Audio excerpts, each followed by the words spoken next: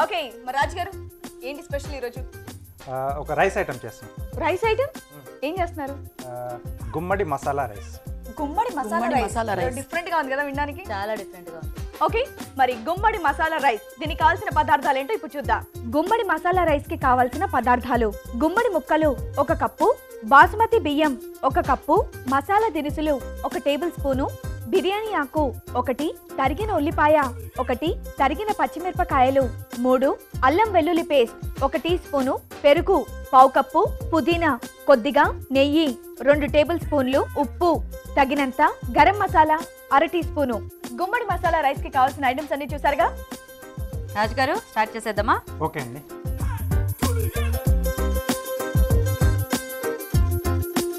Okay, ఇక్కడ ముందుగా చేసుకోవాల్సిన పనులు ఏంటంటే బాస్మతి రైస్ ముందుగా పొడి పొడిగా ఉడికించి పెట్టేసుకోవాలండి. ఓకే. అలాగే గుమ్మడి ముక్కలు కూడా ఉడికించి పెట్టేసుకున్నాం. పెట్టేసుకున్నాం. ఓకే.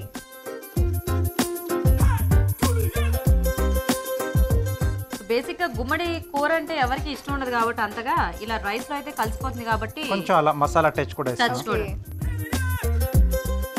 ముందుగా మసాలా దినుసులు అండి. ఓకే. బిర్యానీ ఆకు కొద్దిగా, అలాగే ఉల్లిపాయ ముక్కలు, పచ్చిమిరపకాయలు ఇలా పొడవుగా తరిగిన. ఓకే. ఈ బిర్యానీ ఆకు ఎప్పుడు డౌట్ వస్తూ ఉంటుందండి నాకు. కొంచెం ముక్క వేసుకుంటే చాలా సరిపోతుంది మనం చేసేటప్పుడు ఏదైనా. నేను కొంచెం ఎక్కువ వేసేస్తాను, టేస్ట్ పెరిగిపోతుందేమో. టేస్ట్ కాస్త అయిపోతుంది, పెరిగి మళ్ళీ అది ఏదో టేస్ట్ వచ్చేస్తుంది, వేరే టేస్ట్ వచ్చేస్తుంది. కాబట్టి మనం అంటే క్వాంటిటీకి తగ్గట్టు ఆ బిర్యానీ ఆకు వేసుకొని మామూలుగా అయితే ఒక 1 లీఫ్ సరిపోతుంది. సరిపోతుంది. రాజు గారు సరిపోతుంది, మీ ఎక్స్పీరియన్స్ అయిపోయింది ఇక్కడ. అంటే నెక్స్ట్ అభిరుచిలో షెఫ్ ఓన్లీ గీత కాదు, నేర్చుకున్నాం. రాజు గారు అలా షెఫ్ గీత గారి ఆధ్వర్యంలో కొత్తగా వస్తున్న అభిరుచి. బాగుంది, ఇది బాగుంది, నాకు నచ్చింది. దానికి యాంకర్ మాత్రం శ్రీవాణి. ఓకే, శ్రీవాణియే కావాలి. డౌట్ అడుగుతాను నేను. శ్రీవాణియే కావాలి. కాదు, మీ ప్లేస్ లో నేను వస్తాను. చక్కగా ఇద్దరం కలిసి బాగా ఫుడీస్ కదా, తింటూనే ఉంటాం. ఓ అమ్మా. ఓకే. అల్లం వెల్లుల్లి పేస్ట్. ఓకే. అల్లం వెల్లిపాయ ఇప్పుడు వరకు 4 సార్లు వచ్చి వెళ్ళారు ఇప్పుడు వరకు. పుదీనా. ఓకే అండి. సో దీంట్లో పెరుగు, ఉడికించిన గుమ్మడి ముక్కలు, అలాగే రుచికి సరిపడా ఉప్పు. సో ఇప్పుడు దీంట్లో ఉడికించిన బాస్మతి రైస్. పెద్ద టైం కన్స్యూమింగ్ కాదు. బెస్ట్ పార్ట్ ఏంటంటే కుక్ చేసి పెట్టి నాలాంటి వాళ్ళకి కరెక్ట్. అవును, అంటే మనం 2 పనులు ఒకసారి చేసేసుకోవచ్చు. కొద్దిగా గరం మసాలా పొడి అండి. ఓకే. సో కొంచెం మగ్గితే సరిపోతుంది. రెడీ అయినట్టేనా?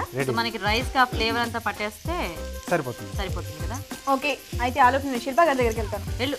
శిల్ప గారు మీరు నాకు మాట ఇచ్చారు, సరదాగా ఒకటి ఏదైనా ఒక పర్ఫార్మెన్స్ చేసి చూపిస్తాను అని చెప్పేసి. డాన్స్ చెప్పు, పాట పెట్టు, డాన్స్ రిథమ్ వచ్చేస్తుంది మూవ్మెంట్ బాడీలో. ఇందాక మీరు ఒకటి అన్నారు, ఏ సినిమా చూస్తే ఆ సినిమాలో ఏదైనా క్యారెక్టర్ నచ్చుతుంది నాకు చేయడం అంటే చాలా ఇష్టం. ఇండైరెక్ట్ గా చెప్పారు కదా. సో నేను మీకు ఒక సీన్ ఇస్తాను, సరదాగా నన్నే డైరెక్టర్ అనుకోండి.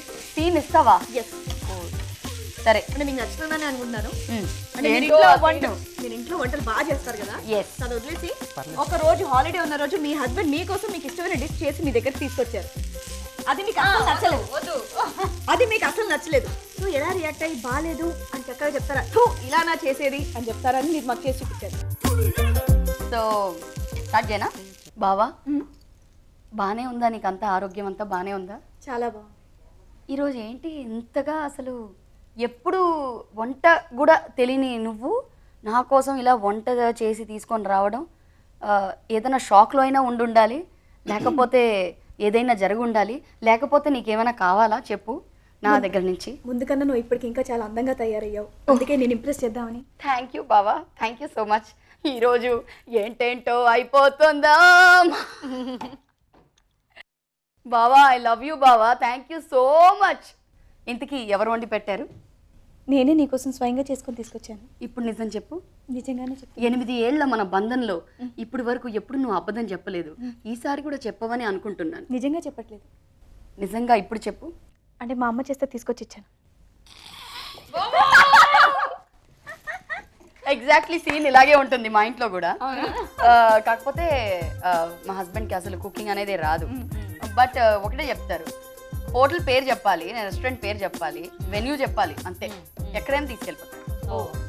సో ఆ విధంగా కాంపెన్సేట్ చేస్తారనమాట. అదే better కదా. చాయిస్ ఇచ్చిన తర్వాత ఇంకేం కావాలి? యా అందుకని ఐఎమ్ ఓకే. అండ్ ఇందాక బావా మీరేనా చేసింది అంత మర్యాద ఇక్కడ లేదు. ఏంటి నువ్వేనా చేసింది? ఏ కరెక్ట్ గా చెప్పు, ఆ టైప్ లో మాట్లాడతాను నేను. అదే పండగ కదా కొంచెం రెస్పెక్ట్ ఇచ్చారనమాట. అంతే. ఓకే ఇక్కడ ఏమైందంటే చక్కగా రైస్ కూడా అయిపోయింది. రెడీయా? మేము మూత పెట్టాం చల్లారిపోకుండా. అద్దుగో చూసావా మంచి గుంగుమలు వస్తున్నాయి కదా. రాజుగారు శ్రీవాణికి రావట్లేదంటండి. తిన్నాక చెప్తారు. అసలు చాలా ఎక్స్ప్రెషన్స్ లో మనం అర్థం చేసుకోవాలి వాటిని బట్టి. పుదీనా. ఓకే ఓకే, గుమ్మడి మసాలా రైస్ రెడీ. వావ్. వద్దండి శ్రీవాణికి. ఓకే అండి, మరి వేడివేడిగా గుమ్మడి మసాలా రైస్ రెడీ అయిపోయింది. టేస్ట్ చూసే ముందు గుమ్మడి మసాలా రైస్ తయారీ విధానం ఒకసారి చూద్దాం. గుమ్మడి మసాలా రైస్ తయారు చేయు విధానం. బాస్మతి బియ్యం, గుమ్మడి ముక్కలు విడివిడిగా ఉడికించి ఉంచాలి. పాన్ లో నెయ్యి వేసి మసాలా దినుసులు, బిర్యానీ ఆకు, ఉల్లిపాయ ముక్కలు, తరిగిన పచ్చిమిర్చి వేసి వేయించాలి. తర్వాత అల్లం వెల్లుల్లి పేస్ట్, పుదీనా వేసి వేగాక పెరుగు, ముందుగా ఉడికించిన గుమ్మడి ముక్కలు, ఉప్పు వేసి వేగనివ్వాలి. దీనిలో ఉడికించిన బాస్మతి రైస్, గరం మసాలా పొడి వేసి కాస్త మగ్గాక సర్వింగ్ బౌల్ లోకి తీసుకొని పుదీనాతో గార్నిష్ చేసుకుంటే గుమ్మడి మసాలా రైస్ రెడీ.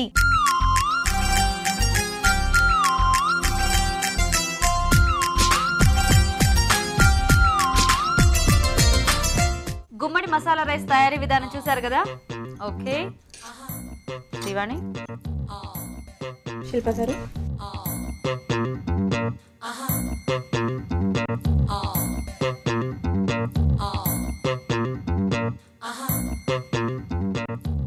గుమ్మడితో టేస్ట్ చేస్తాను. అది తిరిపోయింది, నిజంగా చాలా టేస్టీగా ఉంది. పెరుగు వేయటం వల్ల నిజంగా Yeah. పులుపు అనేది మనకి బాగా తెలుస్తుంది. అండ్ గుమ్మడికి మనకి పర్టికులర్ ఫ్లేవర్ ఉండదు కాబట్టి మనం ఇందులో యాడ్ చేసిన ఫ్లేవర్స్ అన్ని దానికి బట్టి చక్కగా సాఫ్ట్ గా టేస్ట్ అండ్ చాలా బాగుంది. ఆ టేస్ట్ కూడా చాలా టేస్టీ. ఎలా ఉంది శిల్ప గారు? Very nice. ఇంత ఎక్స్పెక్ట్ చేయలేదు నేను రాజు గారు. ఓకే అండి. చేసేటప్పుడు కొంచెం నార్మల్గా అనిపించింది. పండగకి సరైన డిష్. సో చాలా టేస్టీగా ఉందండి. అండ్ చూసారు కదా ప్రాసెస్ చాలా ఈజీ. సో ఫస్ట్ ఆ బాస్మతి రైస్ గుమ్మడికాయ ముక్కలు కనుక ఉడికించి పెట్టేసుకుంటే ఇలా 5 నిమిషాలు అయిపోతుంది అనమాట. ఇప్పుడు మీ అందరి కోసం ఒక చిన్న చిట్కా. ఇప్పుడు మీకోసం ఎంటీఆర్ మసాలా వారి చిట్కా. జామ్ గట్టిపడినట్లయితే బాగా వేడి చేసిన గ్లిజరిన్ని జామ్లో కొద్దిగా కలిపితే మళ్ళీ జామ్ మామూలుగా అయిపోతుంది. ఈరోజు